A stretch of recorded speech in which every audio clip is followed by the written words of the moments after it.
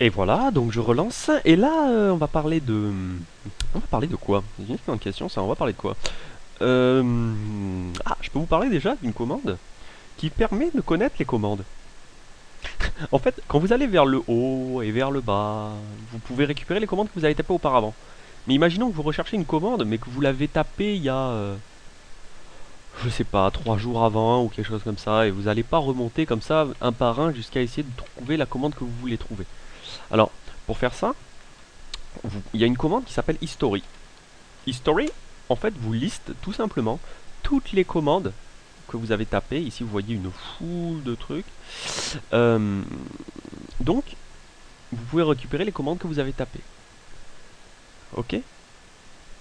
Donc, c'est très important parce qu'elle vous permet de retrouver donc une commande que vous avez tapée il y a longtemps.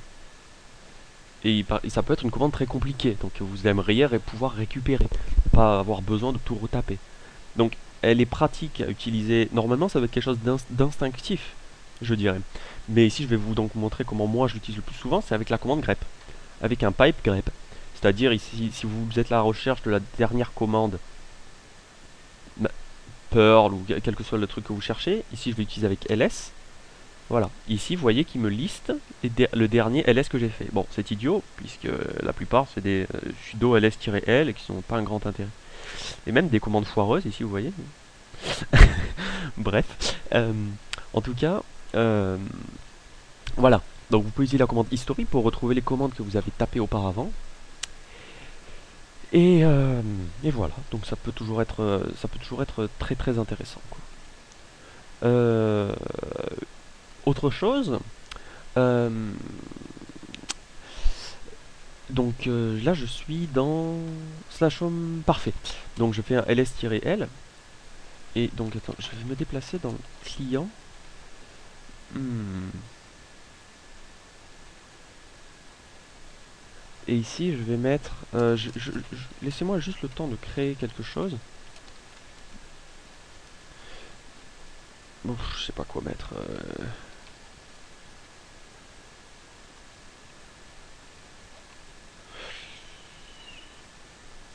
Ouais. Bon, c'est un peu idiot, mais c'est pas grave. Donc là, en fait, j'écris plusieurs fois, de manière très rustique, hein. Voilà, pour l'instant, j'ai mis plein de bonjours dans un fichier. Si vous voulez connaître la taille de ce fichier, vous connaissez le ls-l. Ce fichier fait 2011, non pas du tout. Il fait 2011 05 03 octets. Non, il fait 256 octets. Ok. Donc ici vous avez la taille. Si vous voulez la taille en en kilo-octets ou en mégaoctets, vous pouvez utiliser la commande "-h". Ok. Ici, il y a moins d'un kilo-octet, donc il n'y a rien marqué, bien évidemment, les résultats étant en octets. Donc là, on va continuer à augmenter la taille de ce fichier. On va en faisant un cat client 1 et on va mettre un deuxième client. Euh, on va faire ça et ensuite ça. J'espère que vous suivez tous ce que je fais là. Ça devrait être instinctif pour vous parce que c'est des commandes qu'on a déjà vues, hein. Donc je fais un ls-l et ici vous voyez, il y en a un qui fait 256 et l'autre qui fait 2816. Alors, donc on va faire un ls-lh et ici vous voyez que ce fichier fait 2,8 kilooctets. Ok, donc celui-là fait, donc en tout, ok, il y a un fichier qui fait 2,8 kilooctets et l'autre qui fait 256. Ou je vais mettre, peut-être même, je vais peut-être même continuer pour essayer de faire quelque chose de bien significatif. Bon, il y a des manières plus intelligentes de faire ce que je suis en train de faire, mais bon, je veux d'abord que vous compreniez ce que je fais, quoi. Donc voilà. Voilà, 14 kilooctets, très bien. Donc, le fichier fait 14 kilooctets. Je remonte, alors vous allez comprendre pourquoi je fais ça, hein. Et ici, vous voyez que, donc je fais un ls-lh, et vous voyez qu'ici, il me dit client fait 4 kilooctets. Et là, vous êtes en train de vous dire, quoi? Parce que vous voyez bien qu'il contient deux fichiers, un de 14 kilooctets et l'autre de 256 octets. Donc, bien évidemment, 14 kilooctets plus 256 octets fait bien évidemment 4 kilooctets. Alors, pas du tout. En fait, ce que vous voyez ici, quand vous faites un ls-l, ou un ls-lh, ce que vous avez ici, c'est la taille du dossier lui-même. Mais non pas du dossier et de tous les fichiers contenus dans ce dossier. Je vais vous montrer. En fait, si vous faites un mkdir autre, bon, et un ls-l, ici vous voyez que autre et client ont exactement la même taille. Parce qu'il s'agit de la taille du dossier lui-même, et non pas de tous les fichiers contenus. Ok? Donc en fait, vous ne pouvez pas avoir la taille d'un dossier en utilisant ls. Alors, en fait, je ne sais pas si ça vous intéresse, mais je vais vous expliquer pourquoi. En tout cas, la raison qui me semble la plus probable, c'est que ça prendrait beaucoup de temps à chaque fois de calculer le contenu. Ok? Donc c'est pas automatique. C'est pour ça qu'il ne vous donne pas avec la commande ls. Ça prendrait beaucoup de temps. Si la commande ls met à chaque fois 10 secondes pour s'afficher, ça serait pas très pratique. Donc il ne vous donne pas la taille directement. Imaginons qu'il y ait des milliards de fichiers et qu'il fasse plusieurs gigas. Vous imaginez bien que le temps de calcul pour calculer la taille exacte de ces fichiers prendrait un certain temps. En interface graphique, j'imagine ça vous l'a déjà fait. Si vous sélectionnez un fichier, un dossier qui contient plusieurs centaines de gigas, vous faites clic droit propriété et vous regardez, et en fait, vous n'avez pas de résultat instantanément. Il y a un défilement de gigaoctets qui défile. Ok?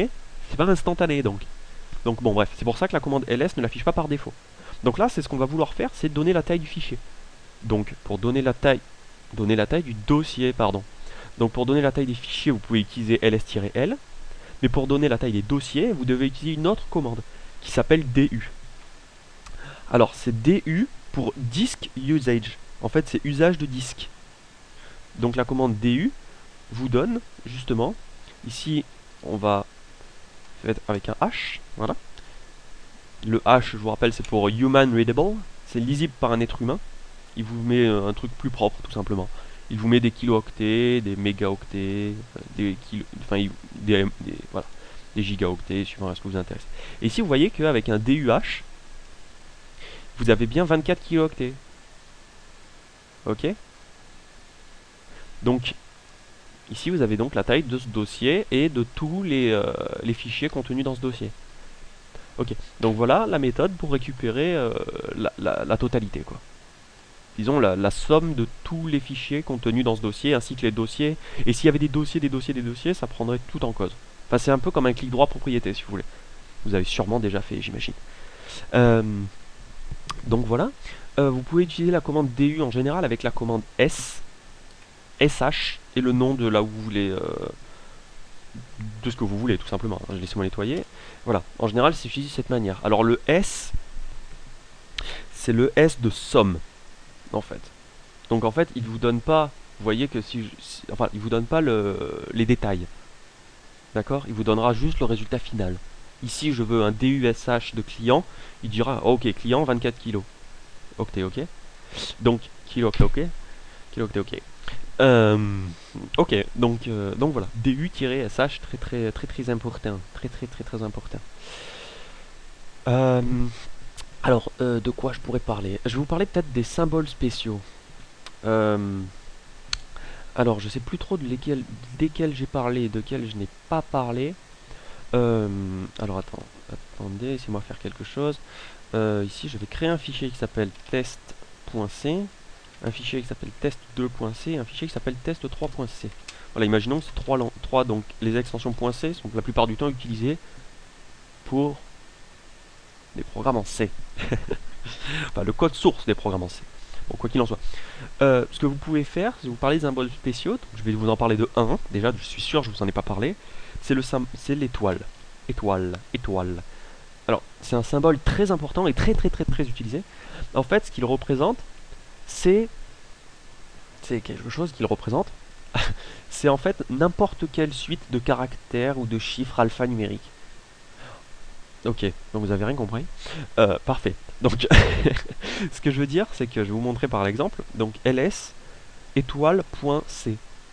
En fait, ce que va faire ça, il va faire la commande ls, mais uniquement pour tous les fichiers qui finissent par .c. Vous voyez ce que je veux dire? En fait, l'étoile peut remplacer, ici, n'importe quel suite de caractères alphanumériques. Mais ls doit vérifier cette condition, c'est-à-dire que il faut qu'il finisse par .c. Donc tous les fichiers qui finissent par .c seront listés. Alors ici je l'utilise avec la commande ls, mais bien évidemment vous pouvez l'utiliser avec tout. D'accord? Avec toutes les autres commandes. Hein. Quand je vous montre un exemple, n'hésitez pas, vous pouvez toujours l'utiliser dans une autre dans une autre orientation, disons quoi. Voilà, donc bon, ça doit devenir un réflexe quoi.